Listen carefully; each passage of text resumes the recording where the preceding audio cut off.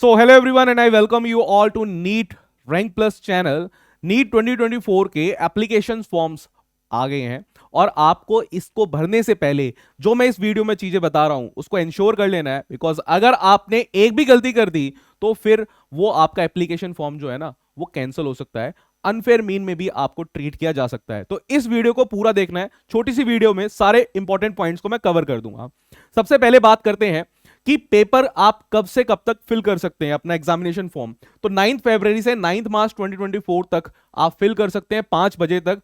और जो पेमेंट है, पेमेंट की लास्ट डेट है आपकी 11:50 तक। बट मैं कहूंगा कि 11:50 तक का वेट नहीं करना, बिकॉज लास्ट में जाते जाते ना साइट हैंग हो जाती है, क्योंकि अराउंड 20-22 लाख बच्चे जो हैं वो फॉर्म फिल करेंगे। तो आप सोच सकते हैं कि कितना प्रेशर होने वाला है एक छोटी सी वेबसाइट पर। अब अगर फीस की बात करें एप्लीकेशन फॉर्म की, तो वो फीस हमारे पास है जनरल और एनआरआई स्टूडेंट्स के लिए 1700। इसके अलावा general EWS OBC non creamy layer students के लिए 1600, एससी एसटी और पीडब्ल्यूडी और थर्ड जेंडर के लिए है 1000 रुपीज। इसके अलावा जब आप एप्लीकेशन फीस देंगे तो वहां पे ना कुछ गेटवे चार्जेस रहते हैं, तो उसका भी वो आपके बैंक अकाउंट के हिसाब से लग जाएगा। ठीक है, तो वो भी एक्स्ट्रा लगेगा। कहीं आप सोचें कि सिर्फ 1700 देने थे, इससे थोड़ा सा एक्स्ट्रा अमाउंट ही पे करते वक्त आएगा। एग्जाम आप सभी को पता है कि 5 मई को आपका एग्जाम होना है। टाइमिंग फिक्स रहती है नीट एग्जाम की कि 2 से 5:20 तक का पेपर है। और रिजल्ट की डेट भी अभी हमें बता दी है कि 14 जून 2024 को आपका रिजल्ट आ जाएगा। और मोस्ट प्रोबेबली ऐसा भी हो सकता है कि इससे पहले ही रिजल्ट आ जाए। ठीक है, चलिए बात करते हैं अब इंपॉर्टेंट पॉइंट्स की कि कौन कौन से डॉक्यूमेंट्स आपको फिल करते वक्त चाहिए। तो पहली चीज, आपको रीसेंट फोटोग्राफ चाहिए, जो कलर्ड हो सकती है, ब्लैक एंड व्हाइट हो सकती है। पीछे का जो बैकग्राउंड है वो व्हाइट होना चाहिए। इस चीज को आप इंश्योर कर लेना। और आपके जो दोनों कान है ना वो दिखने चाहिए। बहुत बारी ऐसा देखा गया है कि जो लड़कियां स्पेशली रहती है, उनके जो बाल रहते हैं ना वो कानों को ढक देते हैं, जिसकी वजह से उनके कान नहीं दिखते। तो फोटो आपकी क्या होगी, रिजेक्ट हो जाएगी। तो इस चीज को ध्यान से फिल करना। ठीक है, इसके अलावा आपको चाहिए एक स्कैन फोटोग्राफ। ये तो फोटोग्राफ आपको मिल जाएगी, कैमरा वाले से ले लेना। ठीक है, सिग्नेचर आपको चाहिए। लेफ्ट एंड राइट हैंड की फिंगर्स एंड थंब एक्सप्रेशंस आपको चाहिए। इसके अलावा size of scanned passport size photograph आपको 10 KB से 200 KB तक ही रखनी है। अगर आपको ये फोटो सेट करनी नहीं आती कि कैसे इसको रीसाइज करना है, तो नीचे कमेंट कर देना, हम आपको बता देंगे एक पर्टिकुलर वेबसाइट, उससे आप कर सकते हैं।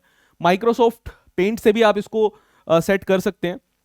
इसके अलावा जो आपकी फोटोग्राफ है ना वो किस साइज की होनी चाहिए, 4x6 साइज की होनी चाहिए। ये आपको रखनी है अपने पास। ठीक है, हार्ड कॉपी में भी। स्कैन सिग्नेचर जो आपका है वो 4 to 30 KB में आपका होना चाहिए। फिर सेम जैसे आपने फोटो को उसको रीसाइज किया था, सेम इसी तरीके से आप अपने सिग्नेचर को भी रीसाइज कर लेना। इसके अलावा आपका लेफ्ट और राइट हैंड का थंब जो है इंप्रेशन, उसको आपको 10 KB से 200 KB तक रखना है। इसको भी सेम वो रीसाइज करना है। तो रीसाइज करना सीख लेना कि कैसे एक इमेज को रीसाइज किया जाता है। ठीक है, फिर आपको अगर आपके पास जो भी सर्टिफिकेट है, या आप SC ST से भर रहे हैं, PWD से भर रहे हैं, EWS से भर रहे हैं, तो उस चीज का आपके पास सर्टिफिकेट होना चाहिए। ठीक है, और OBC वालों को जो है नॉन क्रीमी लेयर का जो सर्टिफिकेट होता है, आपको फाइनेंशियल ईयर, एक ही फाइनेंशियल ईयर वो वैलिड रहता है कई जगह, तो उस चीज का ध्यान रखना। और अगर आप सेंट्रल फंडेड इंस्टीट्यूट्स में अगर अप्लाई कर रहे हैं, OBC हैं, तो आपको जो सर्टिफिकेट चाहिए वो सेंट्रल सर्टिफिकेट चाहिए। स्टेट के अलावा वो सेंट्रल सर्टिफिकेट जरूर बनवा लेना। ठीक है, फिर बात करते हैं एलिजिबिलिटी की।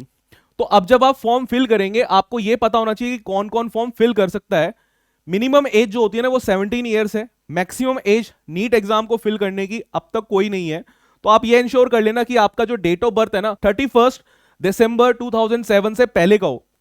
अगर आप 2008 या 2008 के बाद पैदा हुए हैं तो आप ये फॉर्म को फिल नहीं कर सकते हैं। नेक्स्ट ईयर ट्राई करना। इसके अलावा अगर क्वालिफाइंग एग्जाम के कोर्स बताएं, तो हमारे पास 7 ऐसे डिफरेंट कोर्स दिए हैं इस बारी। तो अगर आप अपीयर कर रहे हैं क्लास 12th में, यानी इस साल आप 12th का पेपर भी देंगे 2024 में, और नीट का पेपर भी देंगे मई में, तो आपको ये कोड 1 फिल करना है। अगर आप पास्ड आउट है, ड्रॉप ले रखा है आपने, तो आपको कोड 2 फिल करना है।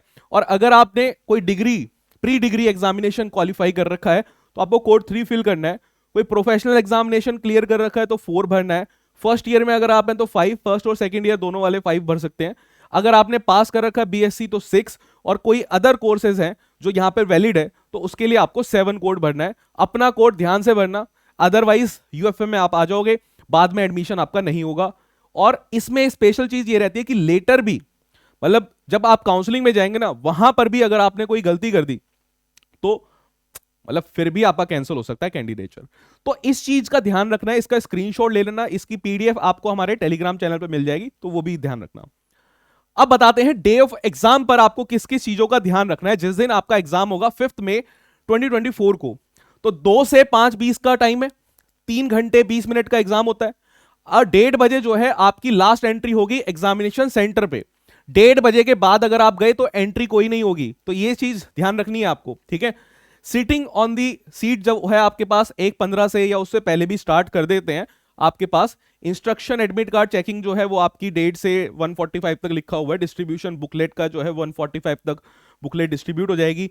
राइटिंग ऑफ पर्टिकुलर जो आपको लिखना होता है ना, जैसे अपना नाम वगैरह भरोगे आप पर्टिकुलर्स, तो 1:50 पे वो स्टार्ट हो जाएगा। आपका टेस्ट जो है वो 2 बजे स्टार्ट हो जाएगा। भाई इन टाइमिंग्स को ध्यान से देख लेना, कहीं ऐसा हो कि कई बार ऐसा देखा गया है एग्जामिनेशन सेंटर पे आपको 2 बजे पेपर दिया जाता है, फिर आप उसको भरते हैं, 10-15 मिनट आपकी खराब हो जाती है। 10-15 मिनट आप सोच सकते हैं कि 10-15 मिनट में कितने क्वेश्चंस आप सॉल्व कर लेते, ठीक है, तो रैंकिंग में कितना फर्क आ जाता। तो ये जो टाइमिंग्स है इसको भी इंश्योर करके रखना, अभी से इसको अपने पास रख लेना ताकि याद रहे आपको कि ये चीज है टाइमिंग्स, ठीक है। और फिर सबसे इंपॉर्टेंट बात कि आपने अगर एग्जामिनेशन फॉर्म फिल कर दिया है उसके बाद भी आपको कौन कौन से डॉक्यूमेंट अपने पास रखने हैं। तो सबसे पहली चीज आपको प्रिंट आउट रखना है कंफर्मेशन फॉर्म का, जो आपने ऑनलाइन एप्लीकेशन आप फिल कर देंगे ना, उसका प्रिंट आउट जरूर निकलवा लेना, ठीक है। इसके अलावा प्रूफ ऑफ फी पेड, जो आप 1700 रुपए 1600 रुपए या 1000 रुपए जो भी आपके एप्लीकेबल है अकॉर्डिंग टू कैटेगरी, उसको आपको क्या रखना है, उसका भी प्रिंट आउट रखना है। और एटलीस्ट 4 to 6 कॉपीज आपको रखनी है आइडेंटिकल पासपोर्ट साइज फोटोग्राफ की, जो आपने अपलोड करी है, जो आपने एप्लीकेशन फॉर्म में अपलोड करी है उसकी 5 या 10 फोटो मैं तो कहता हूं अपने पास रख लेना। क्योंकि कई बार क्या रहता है कि बच्चा है ना काउंसलिंग में फिल कर रहा है, उसके बाद कॉलेज में भी वही फोटो देनी होती है, तो आप 10 फोटो कम से कम है ना, जो आप ये है फोटो खिंचवाओगे तो ये फोटो रख लेना अपने पास, ठीक है। इसके अलावा copy of the system generated self declaration, अगर आप किसी यूनियन टेरिटरी से हैं या फिर आप जम्मू कश्मीर से हैं, ठीक है, तो इसका भी ये डिक्लेरेशन फॉर्म भी आपको अपने पास रखना है। तो ये डॉक्यूमेंट ऐसे डॉक्यूमेंट्स हैं जो आपने फॉर्म फिल भी कर दिया है तब तक आपको अपने पास ही रखने हैं। कहानी आगाज से नहीं अंजाम से जानी जाती है, आपको अल्टीमेटली फाइनल ये ही एग्जीक्यूशन करना है। आप जानते हैं कि ये जो फॉर्म आपने फिल कर दिया है, फॉर्म फिल करने के बाद आपको अल्टीमेटली क्या लेना है, कॉलेज में एडमिशन लेना है। और ये सब वो डॉक्यूमेंट्स हैं जो आपको वहां पे काउंसलिंग में भी काम आएंगे और एडमिशन के टाइम भी काम आएंगे। तो इन सब फॉर्म को आप सीरियसली लो, ठीक है। और कोई भी अगर आपको डाउट है तो नीचे कमेंट करके हमें बता सकते हैं, फाइन।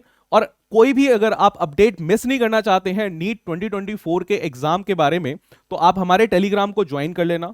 इसके अलावा हम यहां पर बहुत सारी सीरीज लेके आने वाले हैं आपकी तैयारी करवाने के लिए नीट 2024 की। तो ये टेलीग्राम ग्रुप आपके लिए बहुत इंपॉर्टेंट है, बिकॉज यहां पे आपको बिल्कुल कंसाइज डीपीपीज मिलने वाले हैं कि जिनको आप सॉल्व कर लेंगे तो बहुत अच्छी तरीके से आप नीट का पेपर सॉल्व कर सकते हैं, ठीक है। सो इस चीज को बिल्कुल नहीं भूलना। और फाइनली बस आज की वीडियो में बस इतना ही। एप्लीकेशन फॉर्म फिल करते वक्त कहीं पर भी कोई दिक्कत अगर आपको आ रही है तो आप हमें बता सकते हैं, हम इंश्योर करेंगे कि आपकी उस दिक्कत को रिजॉल्व कर दिया जाए। रैंक प्लस परिवार पूरा आपके साथ है, और नीट रैंक प्लस चैनल को सब्सक्राइब करना बिल्कुल मत भूलना। Thank you.